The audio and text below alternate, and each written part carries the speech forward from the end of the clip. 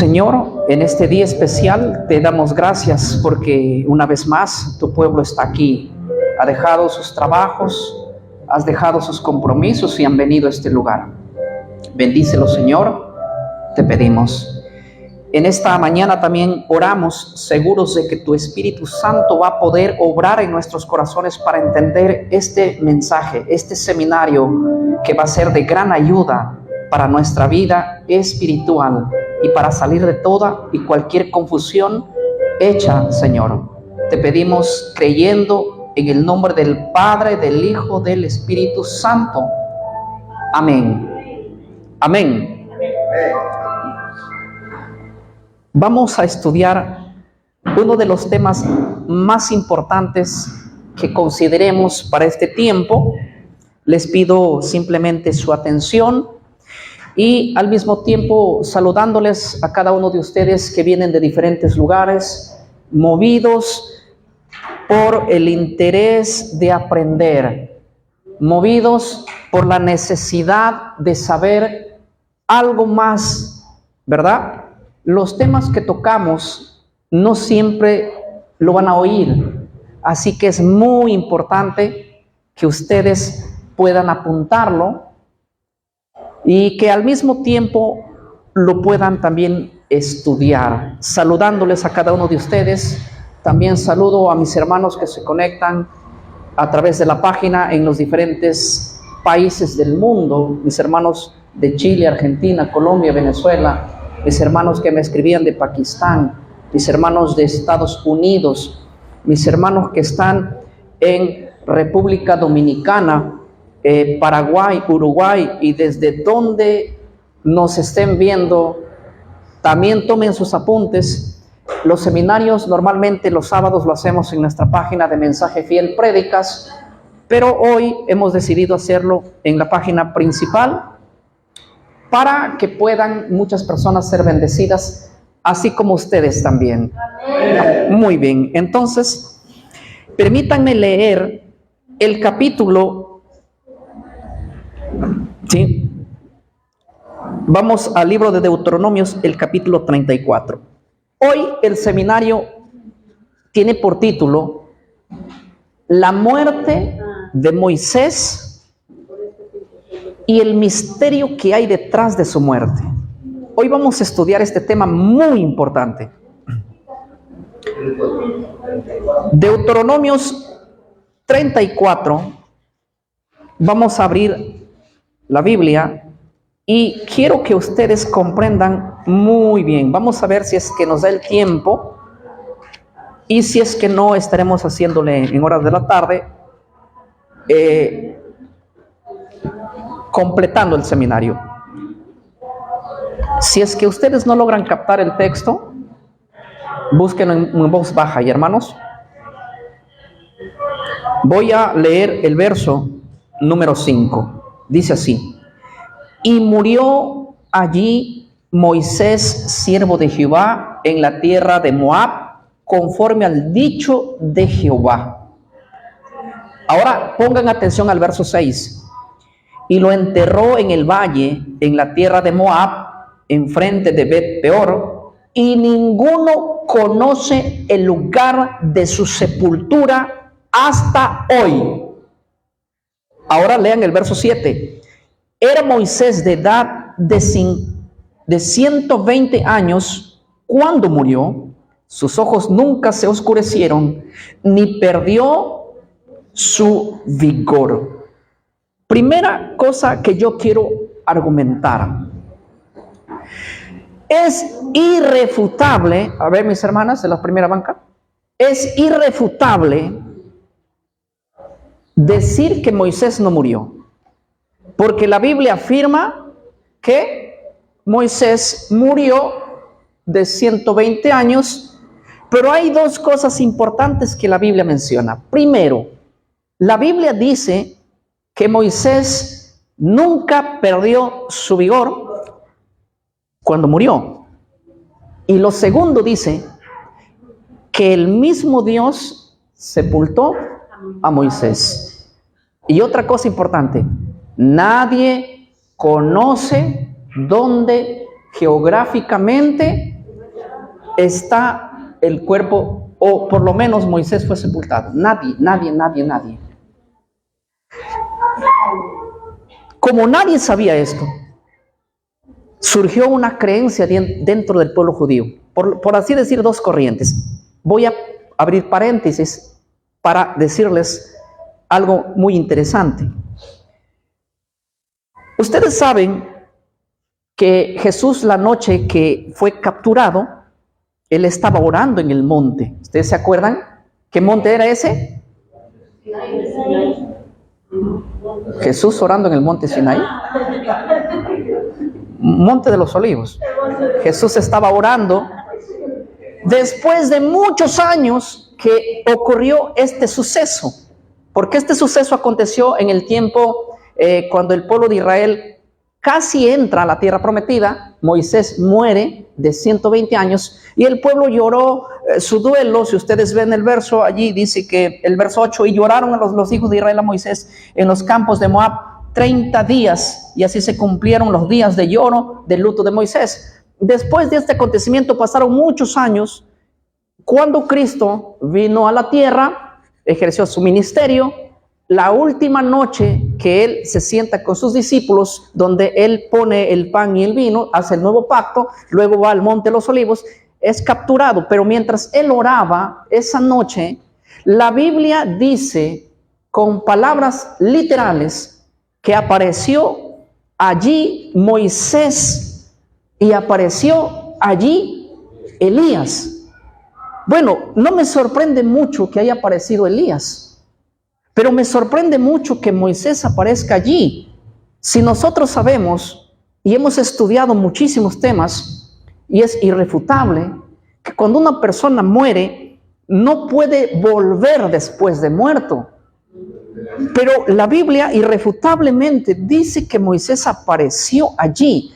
Primero yo quiero demostrarles que que Elías sí tuvo que haber aparecido allí, porque es lógico, si Elías apareció allí, entonces primeramente tenemos que ver, Elías no murió, y eso lo vamos a comprobar ahora.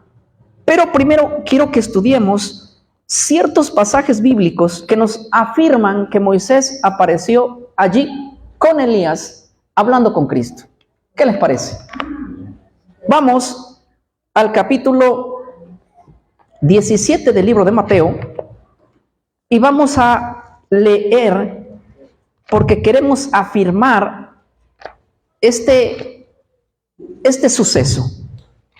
Mateo capítulo 17 dice así el verso 1. ¿Ya?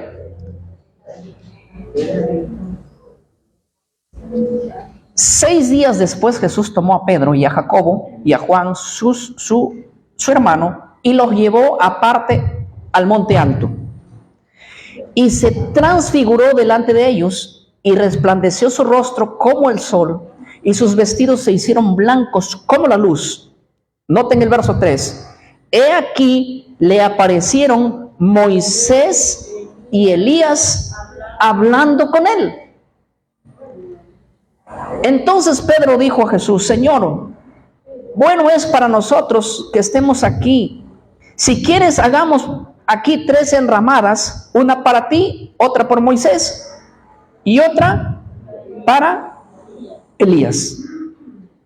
Ahora, yo quiero que ustedes entiendan una cosa muy importante.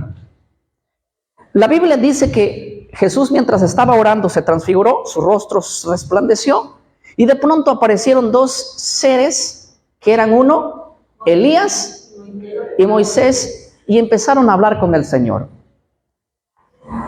De pronto Pedro dice así: Señor, ¿qué tal si les hacemos 3 enramadas? ¿Qué son enramadas?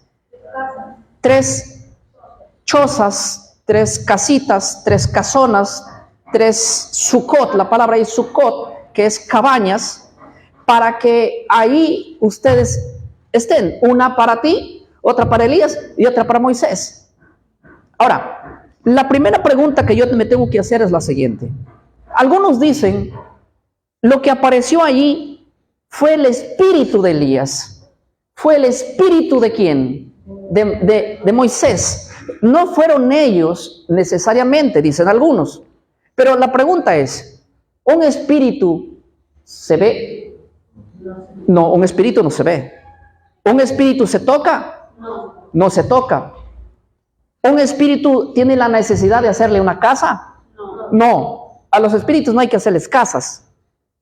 No se puede pensar que eran espíritus, porque si hubieran estado en espíritus ahí, no se lo hubieran visto.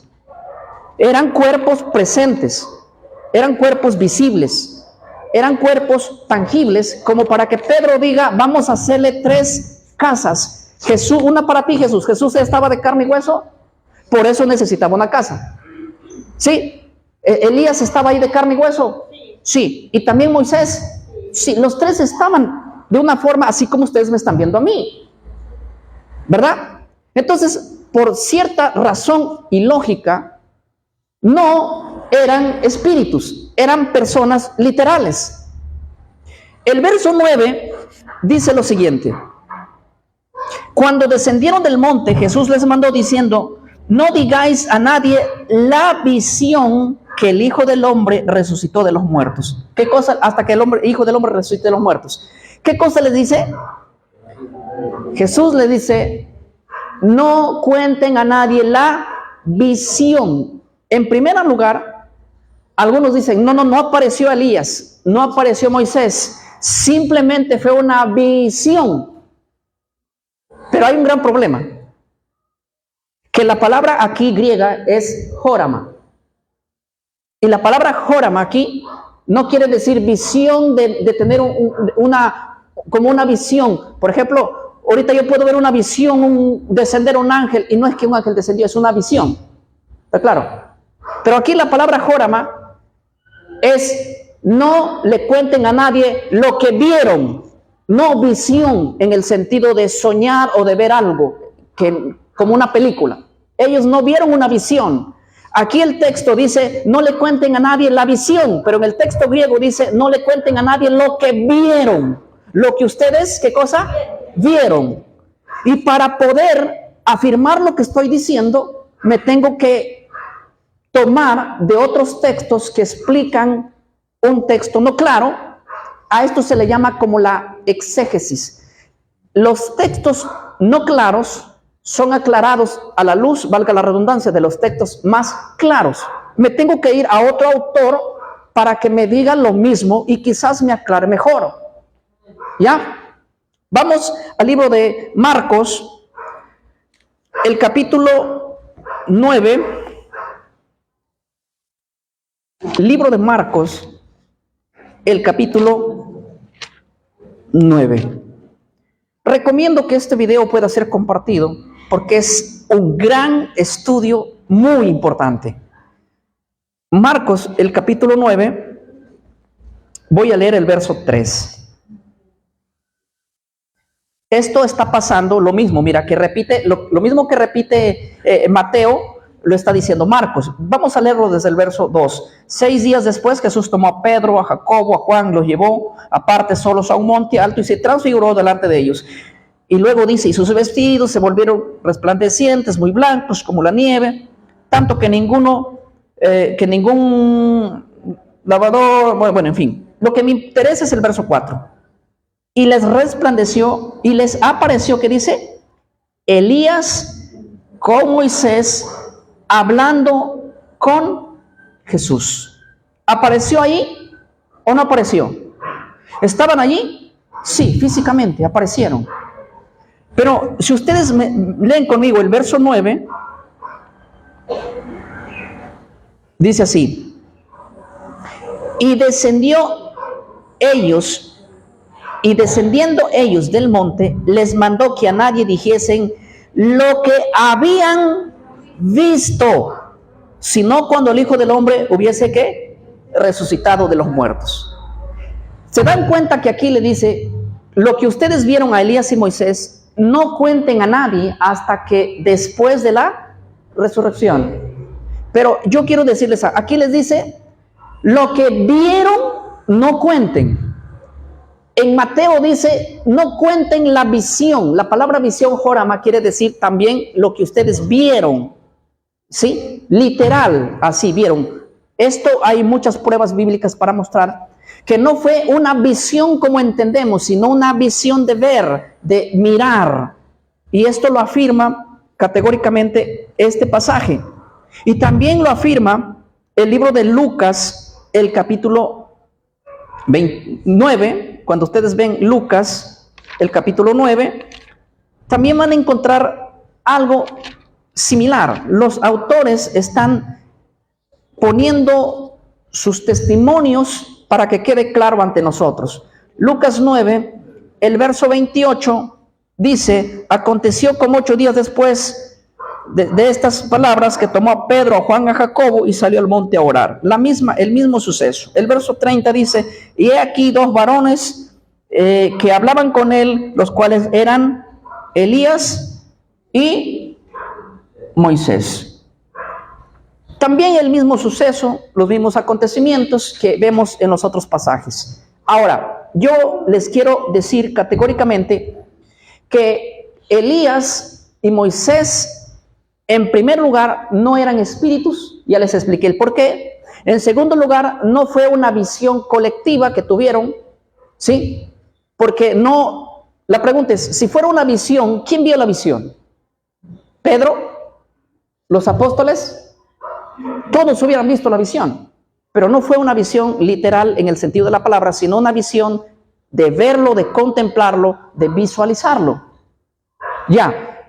Aclarado el panorama que Elías y Moisés sí estaban allí, sí aparecieron en persona, nos tenemos que preguntar, ¿es fácil aceptar esta postura? Correcto, porque lo está diciendo la Biblia, no lo estoy diciendo yo. Entonces, pero al mismo tiempo nos metemos en una contraparte, pero ¿cómo puede aparecer Moisés allí si la Biblia literalmente dice que los muertos no tienen parte en nada de lo que se hace aquí en la tierra? Uno puede decir, no, pero su espíritu. Ya decimos que no fue su espíritu. Dijimos que fue literalmente él. Para esto, nosotros tenemos que ver y rastrear a los 2 personajes. Vamos al capítulo 2 de Segunda de Reyes. Segunda de Reyes, el capítulo 2. Y vamos a hablar un poquito sobre Elías. Muy bien. Dice así el verso 11. Segunda de Reyes 2, 11. Y aconteció que yendo ellos y hablando, he aquí un carro de fuego con caballos de fuego apartó a los 2. Y Elías subió al cielo en un torbellino. ¿Se acuerdan de Elías que estaba con Eliseo? ¿Se acuerdan? ¿Ya? Eliseo no se quería desprender de Elías. Y ustedes dirán, ¿por qué? ¿Saben por qué? Porque Eliseo era el profeta aprendiz de Elías. Él lo iba a reemplazar, pero Eliseo no quería dejarle ir a su señor. Él se enteró de que Dios se lo iba a llevar y no lo descuidaba. Elías le decía, mira, espérame aquí que yo voy a tal parte. Y Eliseo le decía, no, yo no te suelto, yo voy contigo. Y le seguía y le seguía y le seguía a todo lado, hasta que tuvo que venir un carro de fuego, pasar por en medio, dice que los dividió, y Elías fue llevado al cielo vivo. Pero noten lo que dice Segunda de Reyes, el capítulo 2, el verso número 1, dice así: aconteció que cuando quiso Jehová alzar a Elías en un torbellino al cielo, Elías venía con Eliseo a Gilgal. O sea, en el corazón de Dios ya había determinado llevar a Elías, ¿sí? Pero a Eliseo, algo se le ocurrió. Creo que me quieren arrebatar, porque el verso número 3 dice lo siguiente: y saliendo a Eliseo, los hijos de los profetas que estaban en Bet-El le dijeron, ¿sabes que Jehová te quitará hoy a tu señor de sobre ti? Y él le dijo, sí, yo lo sé, cállense. Shh. Que no se entere Elías, que yo sé. Y por eso no lo quería, ¿qué cosa? Los profetas ya sabían. Dios les había dicho que le va a quitar al profeta grande. Y Eliseo por eso no se quería soltar. Todo este panorama, ustedes están viendo que Dios determinó llevarse a Elías. Miren lo que dice el verso 5. Y se acercaron a Eliseo los hijos de los profetas que estaban en Jericó, otros, y le dijeron, ¿sabes que Jehová te quitará hoy a tu señor de sobre ti? Él respondió, sí, lo sé, callad. Lo mismo que dice en el versículo 3 a unos profetas, le dice a los profetas de Jericó también. O sea, Eliseo sabía que Elías iba a ser llevado. Por eso no se quería soltar. Y hasta que Elías fue llevado al cielo. Tenemos otro personaje también, Enoc, que fue traspuesto. Pero hoy no es el estudio sobre Enoc, sino sobre Elías y Moisés. Vemos aquí a Elías irrefutablemente siendo llevado por Dios. Ahora, yo les voy a mencionar una cosa muy importante antes que me olvide. Cuando nosotros vamos al siglo I, los judíos tenían una tradición cuando celebraban la Pascua. ¿Saben que en la Pascua siempre dejaban ellos una silla vacía? ¿Y por qué dejaban una silla vacía? Porque ellos sabían que en una Pascua iba a aparecer Elías. Ellos decían que iba a aparecer ¿quién? Elías va a venir en una Pascua. Y ellos cuando hacían la Pascua, todos se sentaban en su silla y en cada familia dejaban una silla vacía. Por si acaso, ¿qué tal si Elías llega? Y llega a mi casa y toca la puerta, he venido a pasar. Y Elías, siempre, ahí está tu silla, tu pot, todo.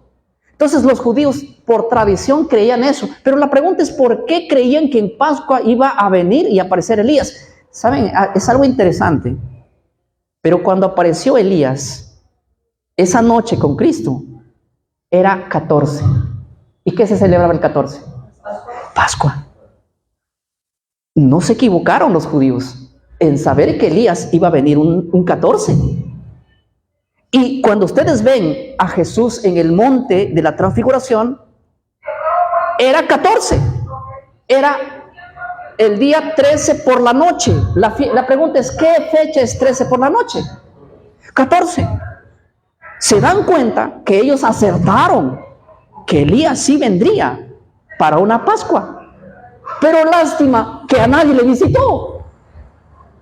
Sino que ellos no sabían que la visita que iba a hacer Elías iba a ser al Mesías.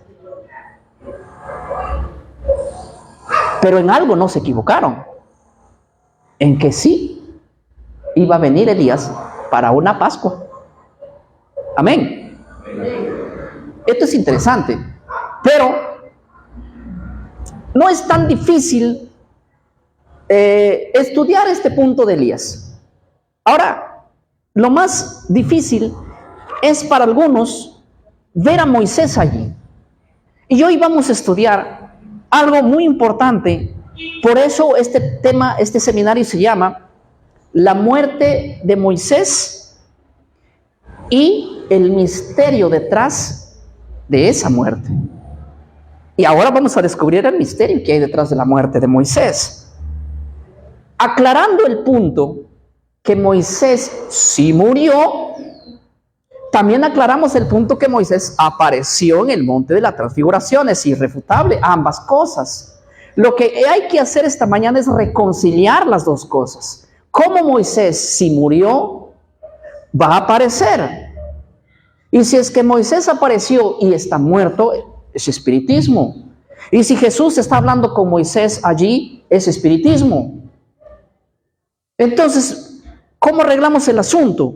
Vamos a arreglar de la siguiente manera. Para eso, yo quiero que ustedes entiendan algo muy importante. Muy importante. Voy a aclarar dos cosas. Primero voy a hablar de la cultura judía Y segundo, voy a hablar de los libros apócrifos, algo cortito, para entender todo lo que esta mañana voy a explicar, que va a ser de mucha edificación. Primero, cuando Moisés murió, ¿se acuerdan en el monte ahí? Cuando Dios lo sepultó, nadie vio la muerte de Moisés, solamente se enteraron que murió, pero nadie fue testigo verdaderamente si murió. Nadie fue testigo, nadie vio su cadáver. Entonces, en la mente de los judíos, en la mente de los israelitas, surgió dos tradiciones. ¿Qué cosa? Dos creencias. Como nadie vio el cuerpo de Moisés, como nadie fue testigo, es igual que yo dudo mucho de la muerte de Alan García. Y no solo yo, hay miles de peruanos y que dudamos de la muerte de Alan García. ¿Por qué dicen? Alan García, un tipo muy inteligente. Un saludo, mi hermano Alan, si me estás viendo en Europa. Pero déjame decirte que dudo de tu muerte, serio. Un tipo muy inteligente como Alan García, seguro está de que probablemente planeó su muerte para huir de la justicia que le perseguía en nuestro país. Pero, como no lo vieron el cadáver, aunque algunos dicen que tuvo un doble, bueno, nadie vio el cadáver, nadie fue testigo de eso, nadie publicó el cadáver, nadie vio nada, nadie se acercó para ver el ataúd. Entonces hay muchos peruanos que dudaron de su muerte, y así también, y otros que dicen que sí murió, ¿verdad? Así también surgió la creencia dentro de Israel. Como nadie vio a Moisés morir, y como el propio escritor de Deuteronomios dice que Moisés cuando murió, su vigor nunca fue perdido, y como nadie conoce su sepultura hasta hoy, sino que Dios mismo es el único que sabe, empezó la primera tradición diciendo así: Moisés no murió. No, Moisés no murió. Dios se lo llevó sin que él haya muerto. Esa era la primera, ¿qué? Tradición, creencia. Y esta creencia es la que, valga la redundancia, decían ciertos saduceos. Y la corriente judía, gran parte del pueblo decía: Moisés no murió. Sí, se divulgó ese rumor que Moisés no había muerto. Sí, y esta creencia hasta hoy está dentro de los judíos. Pero cuando yo voy aquí a la Biblia, sola escritura, yo veo a Moisés muriendo. Y yo creo que Moisés sí murió, lo cual no comparto la idea de que Moisés no haya muerto. Y aunque hay muchos hermanos evangélicos hasta el día de hoy que sí aceptan la postura de que Moisés no murió, yo discrepo en eso. Antes yo debatía mucho en grupos y me he chocado con diferentes apologistas, hombres evangélicos que creen que Moisés nunca murió. Y se aferran a los textos, decir, bueno, y hay bastantes misdrash, bastantes creencias de que Moisés, y argumentos que Moisés no murió, y fuertes argumentos, fuertes argumentos de que Moisés no murió, dentro del propio judío. Y dicen, no, pero ¿por qué aquí Moisés se ve muriendo? No es que el autor escribió para que ya no se preocuparan, escribió algo así. Bueno, yo no comparto esa idea, aunque no me perjudica nada en mi creencia, pero la otra postura es la siguiente. La otra postura, dicen ellos, Moisés sí murió porque aquí está escrito. ¿Sí? Pero ¿saben qué dicen ellos? Moisés, después que murió, Dios se lo resucitó. Y esta es la segunda creencia que hasta hoy está dentro de los judíos y dentro de las propias iglesias cristianas. Unos dicen Moisés nunca murió, otros dicen Moisés murió y fue resucitado. Y esta es la postura más fuerte y que tiene mayor acogida, mayor sustento bíblico, el cual hoy queremos ver. Miren, vamos a ver por qué muchos cristianos dicen que Moisés murió y resucitó.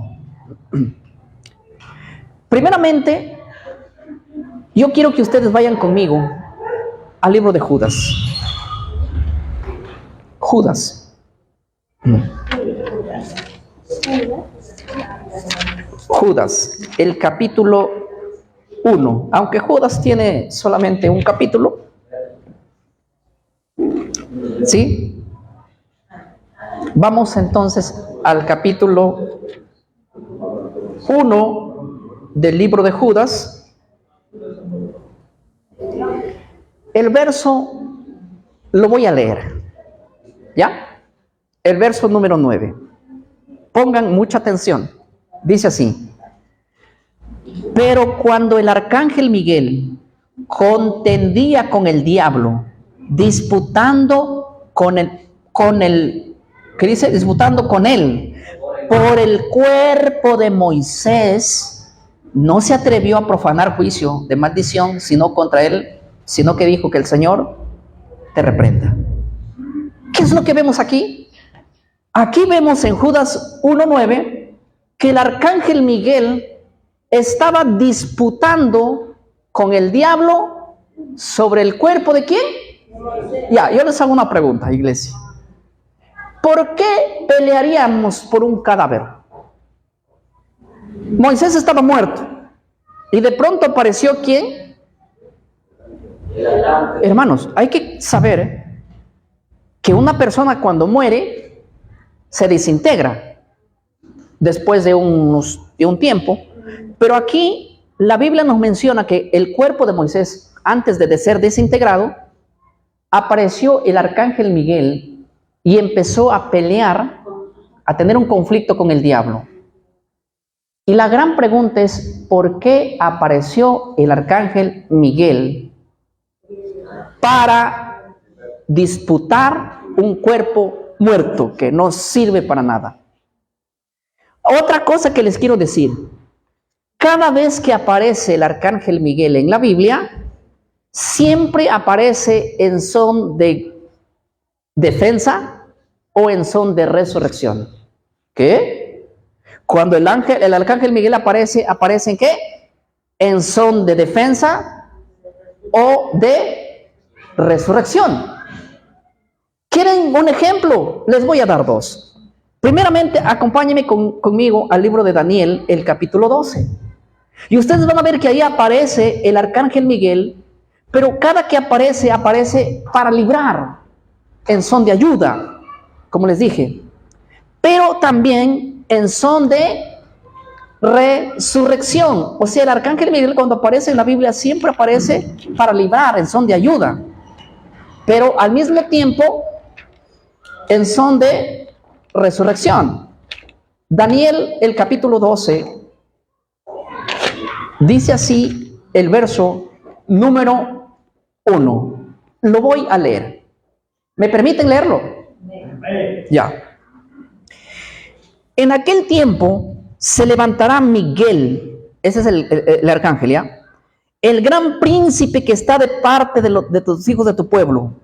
Noten lo que dice, y será tiempo de angustia, el cual nunca fue desde que hubo gente hasta entonces. ¿Para qué aparece Miguel? En son de librar. Pero en el verso 2, ¿qué dice? Y muchos de los que duermen en el polvo de la tierra serán despertados. ¿Para qué aparece el arcángel Miguel?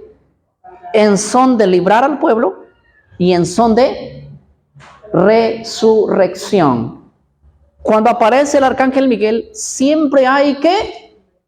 Resurrección. De hecho, en la cultura judía, el arcángel Miguel está señalado como el ángel de la resurrección. Ahora, miren ustedes lo que dice el libro de Primera de Tesalonicenses, el capítulo 4. Acompáñenme a lecturar lo que esto es interesante. Primera a los Tesalonicenses, el capítulo 4. Dice así el verso 16. ¿Lo leo? Dice así: porque el Señor mismo con voz de mando y con voz de ¿qué?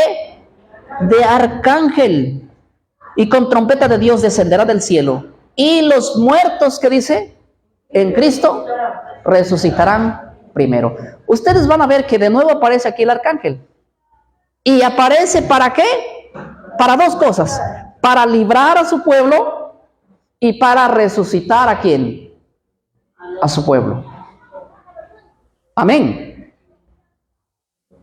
Ahora la pregunta es, si el arcángel Miguel apareció para librar a su pueblo, siempre en la Biblia, para ayudar, socorrer y para resucitar, ¿por qué creen que apareció frente al cadáver de Moisés?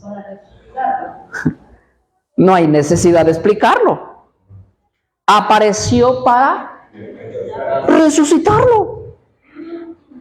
Ahora les voy a decir algo muy interesante y me voy a valer de fuentes extra bíblicas también, y al mismo tiempo voy a hablar un poquito de los libros apócrifos. ¿Sí? Primera parte. Esto es interesante. Escuchen lo que yo quiero que ustedes entiendan acá, que cuando apareció el arcángel Miguel, ¿sí? En Judas 9, no apareció sino para resucitar a Moisés. Y esto es bastante interesante, que nosotros tenemos que creer que si Moisés fue resucitado, él fue resucitado muy pronto a su muerte, o sea, no pasó mucho tiempo. Podríamos decir al siguiente día o el mismo día, pero hay que entender que antes que su cuerpo entre en descomposición, Moisés fue resucitado. ¿Sí? Y no para quedarse en este mundo, sino para ser llevado. Ahora, ¿ustedes han escuchado oír de los fariseos? ¿Sí? Los fariseos tenían creencias buenas y creencias no buenas. Una de las creencias de los saduceos, de los fariseos, era que los saduceos creían en que Moisés había muerto, pero que había resucitado. ¿Está claro? Contrario a los saduceos, que creían que Moisés nunca murió. Los fariseos creían que Moisés murió y resucitó. Los saduceos creían eso. Ahora, les voy a decir algo muy interesante. Ellos decían, la muerte no reinó sobre Moisés.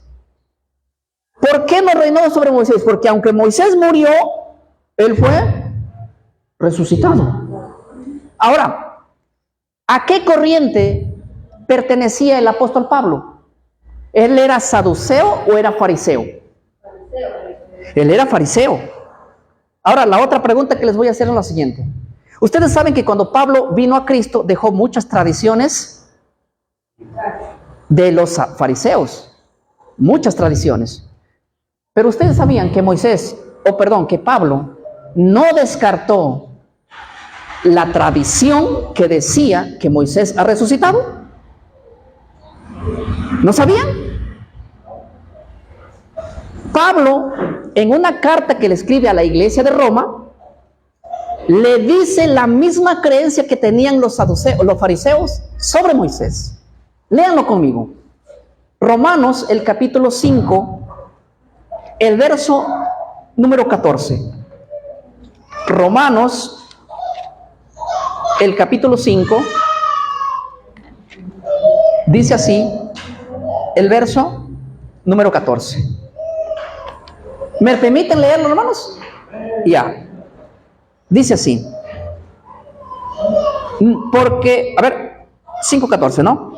No obstante, reinó la muerte desde Adán hasta Moisés, aún en los que no pecaron, a la manera de la transgresión de Adán, el cual es figura del que había de venir. ¿Qué cosa dice la Biblia? ¿Qué cosa dijo Pablo a los romanos? No obstante, la muerte reinó desde Adán hasta ¿dónde? Hasta Moisés. Yo les hago una pregunta. ¿De Moisés para adelante no reinó la muerte? Sí, todos morimos. Pero ¿por qué la Biblia dice que desde Adán hasta Moisés la muerte reinó? ¿Saben por qué? Porque Moisés, en otras palabras, hasta él, ya que Moisés en la Biblia es una figura de Cristo. De alguna manera el Antiguo Testamento hablaba que Moisés tipifica a Cristo, pero que Cristo es superior a Moisés. ¿Está claro? Y aunque la muerte vino sobre Moisés, no reinaría la muerte sobre él. Aunque la muerte vino sobre Cristo, no reinaría la muerte sobre Cristo. Y aunque la muerte venga sobre la iglesia, no reinará la muerte sobre la iglesia.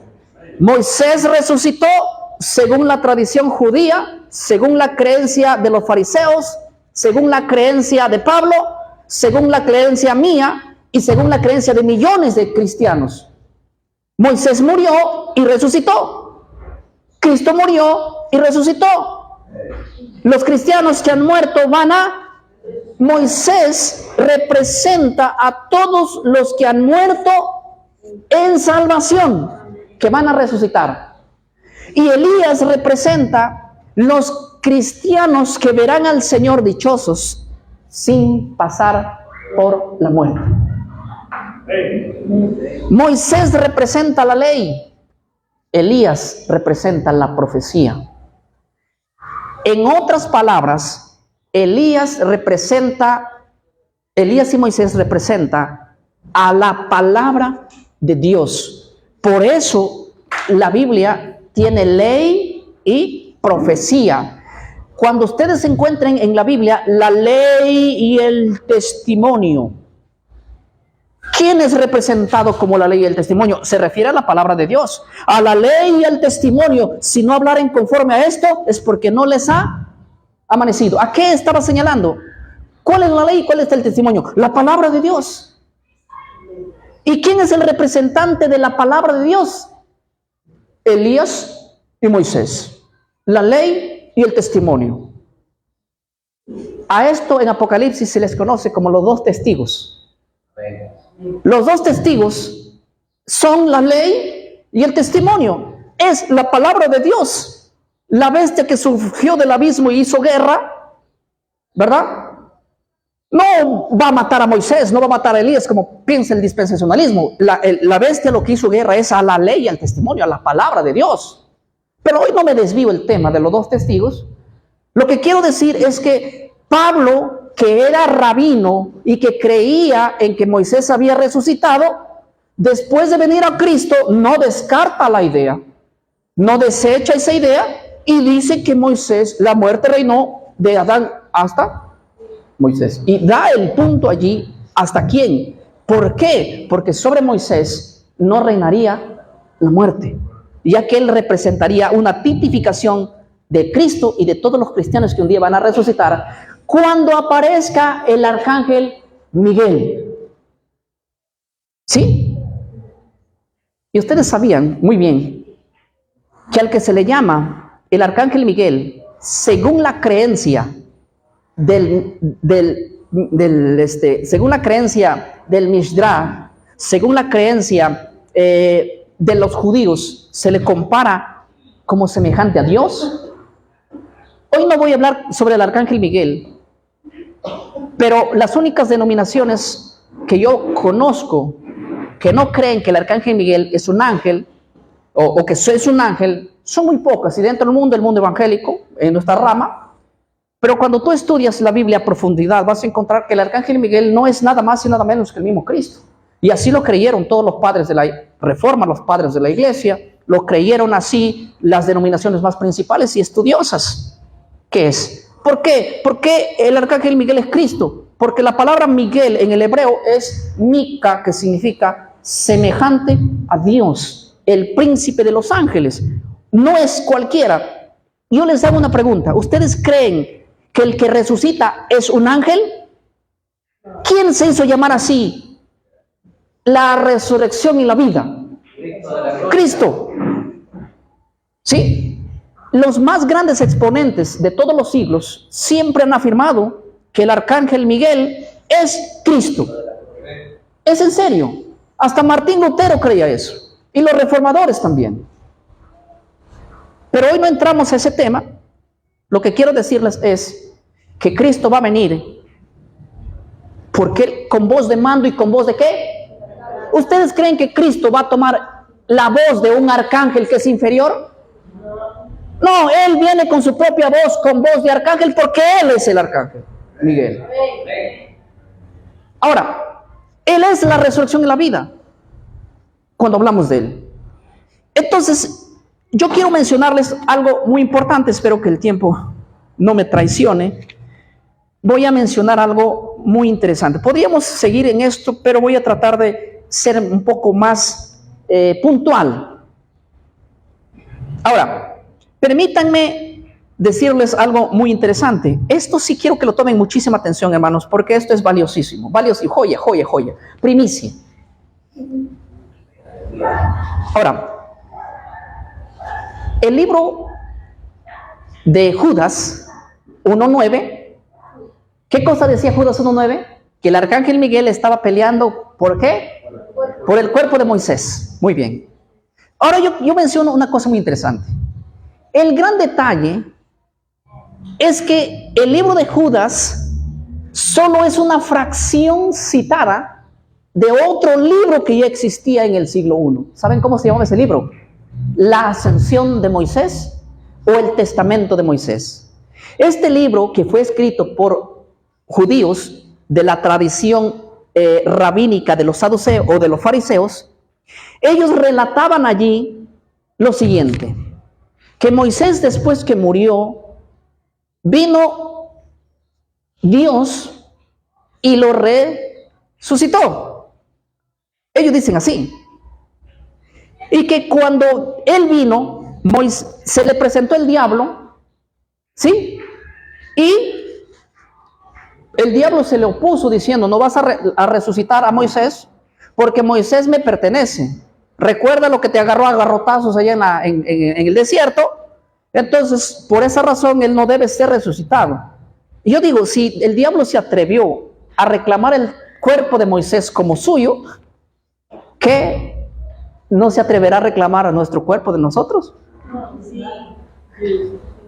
Qué bárbaro, ¿no?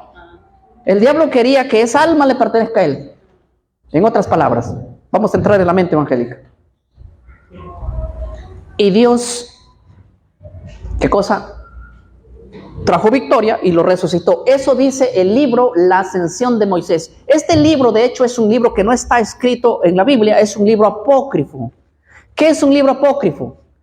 Un libro apócrifo es un libro que se escribió, pero que por alguna razón no fue colocado dentro de las Sagradas Escrituras.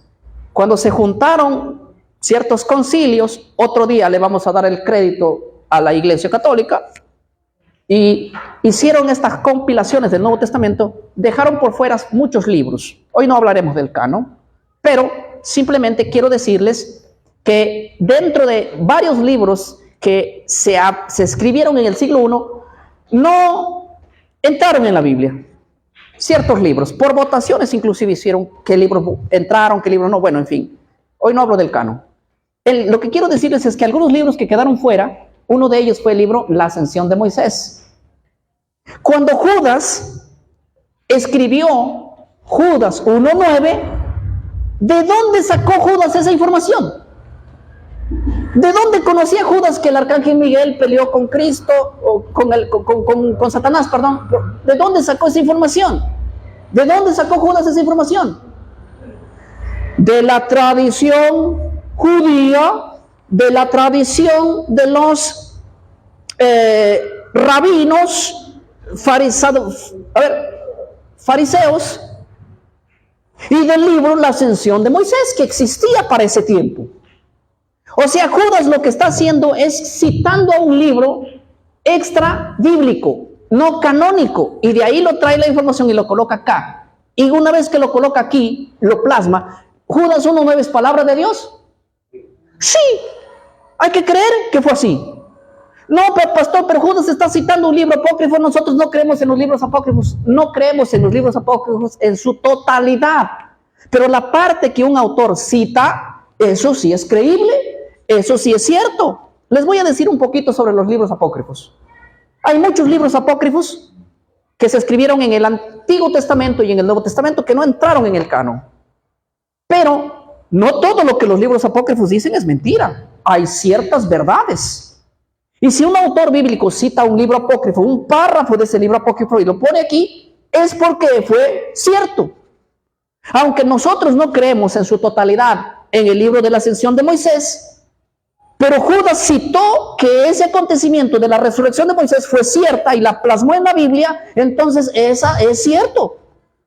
Aunque quizás Judas no comparte toda la idea del libro de la ascensión de Moisés, pero el fragmento que colocó en Judas 1:9 es cierto. ¿Se entendió? Clarísimo. Ahora, alguien puede decir, no, yo no me como ese cuento de que Judas haya citado un libro apócrifo, así que yo le doy creabilidad a la palabra de Dios y a mí no me vas a venir con cuentos de que hay otros libros. La gente a veces entiende mal lo que yo estoy tratando de decir. A ver, si especifico una vez más claro. ¿Ustedes creen en el libro de Enoc? ¿Creen en el libro de Enoc? No. ¿Escucharon que hay un libro de Enoc? Algunos se acaban de informar recién. Existe un libro de Enoc, pero ¿dónde está en la Biblia? No está, porque los judíos lo dejaron fuera. Dijeron, este libro es apócrifo, no es palabra de Dios. Y un día podemos estudiar el por qué lo dejaron fuera, qué dice el libro de Enoc, qué no dice la Biblia, en qué se contradicen. Bueno, podemos hacer un estudio. Pero Judas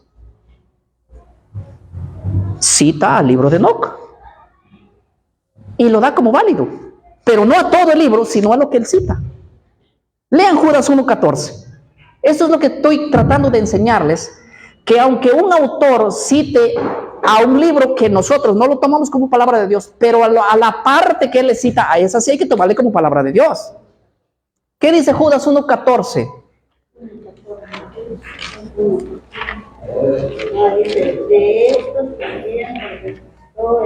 Muy bien, Judas 1:14 dice así, lo voy a leer fuerte para que ustedes escuchen, ¿ya? De estos también profetizó Enoc, está diciendo Judas, séptimo desde Adán, diciendo, he aquí vino el Señor con sus santos, ¿qué más? Decenas de millares. ¿Qué está diciendo aquí Judas? Judas está diciendo, el Señor viene con sus millares y millares de ángeles, está diciendo Judas. Pero este párrafo se encuentra escrito en el libro de Enoc. ¿Dónde se encuentra? En el libro de Enoc se encuentra esta partecita aquí. Y Judas probablemente no valida el libro de Enoc, pero a la partecita que el Señor viene con sus millares y millares de ángeles, pregunto, ¿es verdad que el Señor viene con sus millares y millares de ángeles? ¿Sus millares y millares de santos viene? Ya. Ahora yo les hago una pregunta. El libro de Enoc, ¿ustedes creen en el libro de Enoc? No, como palabra de Dios no creemos. Pero la pregunta es, ¿ustedes creen en la parte que el libro de Enoc dice, el Señor viene con sus millares y millares de ángeles? Claro, se dan cuenta que aunque el libro es apócrifo, pero dice cosas que son ciertas. Y esas cosas que son ciertas, Judas las rescata y la pone en su libro. De la misma manera, aunque existe el libro de la ascensión de Moisés, el libro apócrifo de la ascensión de Moisés o el testamento de Moisés conocido, probablemente Judas no cree en nada de lo que dice, o en muchas cosas de lo que no dice el libro de la ascensión de Moisés, pero el fragmento de ese libro que dice que el Señor descendió para resucitar porque ahí sí lo dice literal, en el libro de la ascensión de Moisés, aunque el Señor descendió para resucitar a Moisés, esa parte Judas lo valida como verdadero. ¿Y quién eres tú para decir no? Si Judas está diciendo que sí, Judas 1:9 es palabra de Dios, ¿lo debo creer? ¿Lo debo aceptar? Entonces, ¿cómo es posible de que tú digas que no, Moisés no resucitó, si Judas 1:9 está hablando de eso? Y si tú lees el libro La Ascensión de Moisés, ahí lo dice más claro todavía, que Dios resucitó a Moisés, por eso hubo esta disputa.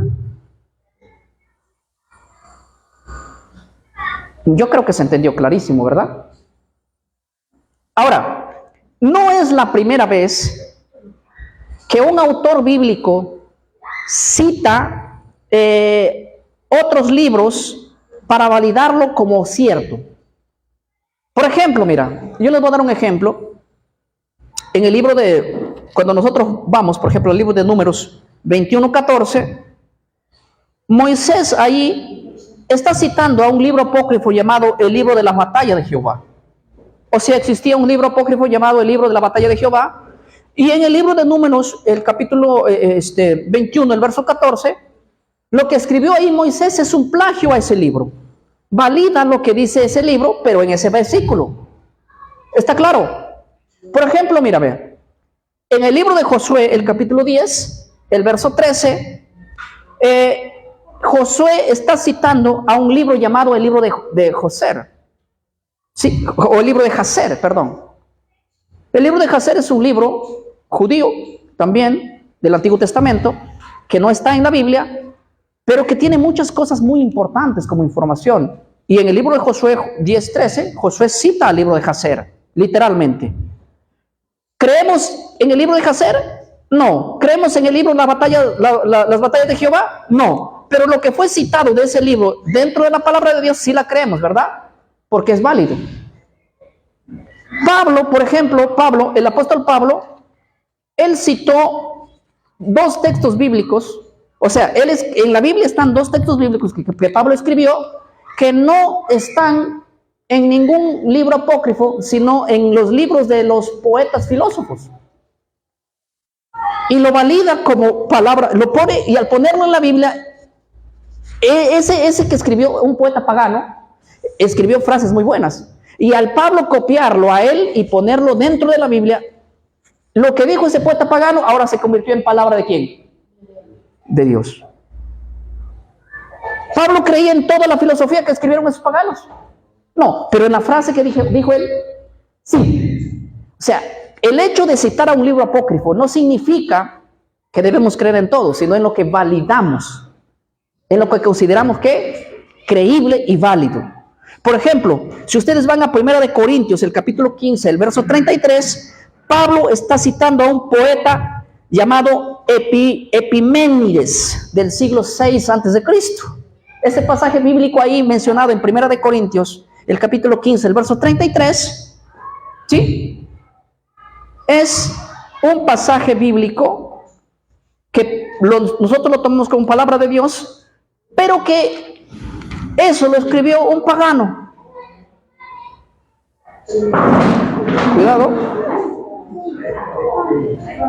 No vayan a dormir como... ¿Cómo se llamó el hombre? A ver si guardamos silencio, por favor.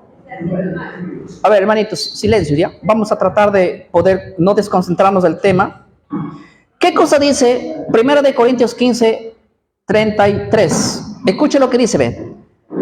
No erréis, las malas conversaciones, ¿qué dice? Corrompen las buenas costumbres. Ese párrafo no lo dijo Pablo.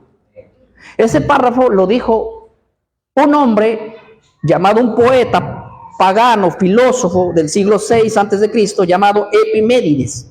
Él dijo, lo que Pablo está haciendo es citando ese poema y trayéndole ¿a dónde?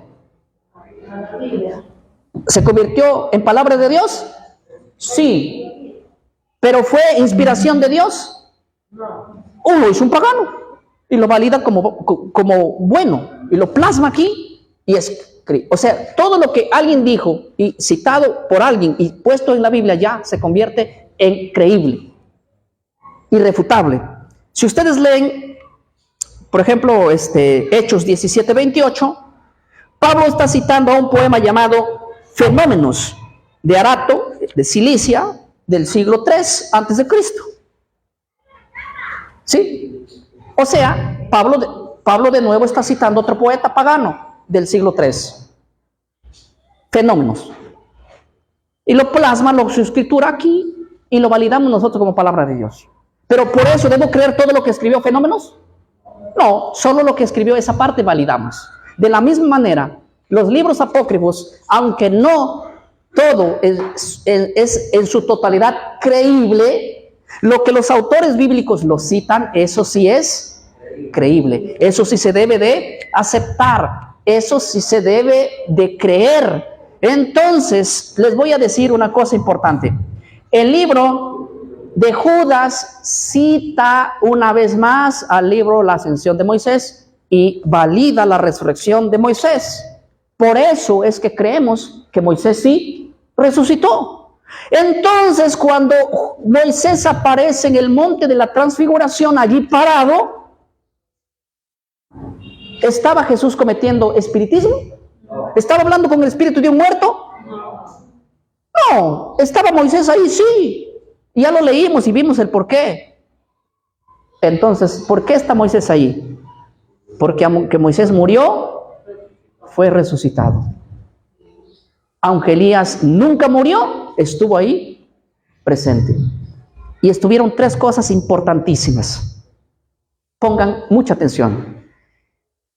Elías, Moisés, ¿y quién más? Y Cristo. ¿Saben quién? Cristo, el dador de la vida, al lado de dos tremendos testigos, la ley y la profecía. En medio, la salvación. Les voy a decir otra cosa muy interesante. Hay gente que rechaza la ley y hay gente que rechaza la profecía, pero ninguna de ellas debe ser descartable. Porque en medio, aunque Cristo es la salvación, Él es la vida eterna, es el camino al Padre, tenemos dos testigos ahora, aquí, el Antiguo y el Nuevo Testamento, que hoy atestiguan la salvación. Toda la Biblia está representada como ley y testimonio. En el libro de Apocalipsis ustedes van a encontrar estas dos cosas vigentes. Apocalipsis 19:10, por ejemplo. ¿Qué dice Apocalipsis 19:10? Dice, yo me postré a sus pies para adorarlo y él me dijo, no hagas eso, adora a Dios, porque el testimonio de Jesús es el espíritu de la profecía. Y van a encontrar también en Apocalipsis 12, 17:12, 14:12, hablando de los mandamientos de Dios. Apocalipsis dice, por ejemplo, 12:17, entonces el dragón se llenó de ira contra la mujer y se fue a hacerle guerra al resto de su descendencia, a los que guardan los mandamientos de Dios y tienen que el testimonio. Ahí la palabra testimonio es el espíritu de testimonio, lo mismo que aparece en Isaías, a la ley y al testimonio. Profecía y ley van de la mano. ¿Cómo es posible que haya gente que acepta a Cristo y no quiere saber nada de profecía ni tampoco de la ley? Y cuando hablo de profecía no estoy hablando de los que hoy se paran en las iglesias, no estoy hablando de eso. Estoy hablando de la Biblia, de lo que está aquí contenido. Estos son los dos testigos. No esperen a dos testigos venir del futuro y una bestia que salga a matarlos. Elías fue llevado para no ver muerte, Moisés fue resucitado para no ver muerte. El dispensacionalismo está engañando a la gente que Elías va a venir y Moisés va a venir y van a morir en el futuro. Una locura lo que dicen ellos. Aleluya. La bestia que sube del abismo peleó contra los dos testigos, los hizo guerra a la palabra de Dios, a la ley y al testimonio. Y la iglesia evangélica, oye, hace guerra a la ley. Ellos, en otras palabras, también representan de alguna manera a la bestia que sube del abismo. Vamos a tener un tremendo seminario sobre los dos testigos, donde bíblicamente e históricamente les vamos a probar de que no esperen ninguno que va a venir un Elías y un Moisés literal, a morir inclusive. Y a Elías nunca murió y no va a venir a morir. Moisés ya murió y resucitó. No piensen que va a venir a morir de nuevo. ¿Está claro? Hemos dado un paso muy importante a este estudio. Vamos a ponernos de pie. Algunos predicadores dicen que la ley es Moisés a morir acá. Correcto. Vamos a ponernos de pie, vamos a orar. Oremos en esta mañana. Y aquí, hoy mismo, tenemos que saber dos cosas. Primero, Cristo es la resurrección y la vida. ¿Sí? Cristo, a través de Moisés y Elías, tiene dos cosas que mostrarnos. Primero, van a haber muchos cristianos que no van a morir, que van a ir con el Señor en el arrebatamiento de la iglesia que va a suceder en la segunda venida de Cristo. No antes, no 7 años antes, en la segunda venida de Cristo. Va a haber mucha gente viva que van a ser llevadas igualito que Elías, sin ver muerte. Y otras que van a resucitar, aunque hayan conocido a la muerte, representando así Moisés y aún el Señor Jesús, que estando muerto, vivió. Dios quisiera que viniera el Señor pronto y muchos de nosotros no muramos. Pero aunque hayamos muerto, la Biblia dice, Jesús dijo, yo soy la resurrección y la vida. Aún el que esté muerto, el que cree en mí, aunque esté muerto, vivirá. Agradezcámoslo al Señor. Te damos gracias, Padre, esta mañana por tu palabra, porque nos permites llegar con bastante libertad, Señor. Aún todavía tenemos la libertad de hablar, de plasmar lo que tienes para enseñarnos, Señor. Gracias por tu pueblo que viene de diferentes sitios lejanos. Se reúnen este día porque tienen necesidad de conocer más. Oramos también por mis hermanos que nos piden oraciones por salud, hogar, matrimonio, en los diferentes países del mundo. Los que en este momento mismo están viendo esta transmisión en distintos países, Señor. Pedimos que puedas interceder, Señor, todavía. Estamos en el tiempo de la gracia. Y aunque haya cristianos que un día desciendan al seno de la tierra, un día serán levantados de allí. Y aunque otros quizás nunca mueran, también serán revestidos. La Biblia dice que en un abrir y cerrar de ojos seremos transformados al final, a la final trompeta, donde los muertos y los vivos se van a unir para ser llevados en la séptima trompeta, en la trompeta final, en ese día, para encontrarnos contigo, Señor. Eso es lo que esperamos, eso es lo que aguardamos, eso es lo que queremos y por eso queremos perseverar. Gracias, Señor, por tu palabra y por el mensaje dicho en este momento. Oramos seguros de que vas a orar siempre en el nombre de Jesús. Amén. Y amén. Que el Señor los bendiga, iglesia. Tomen asiento.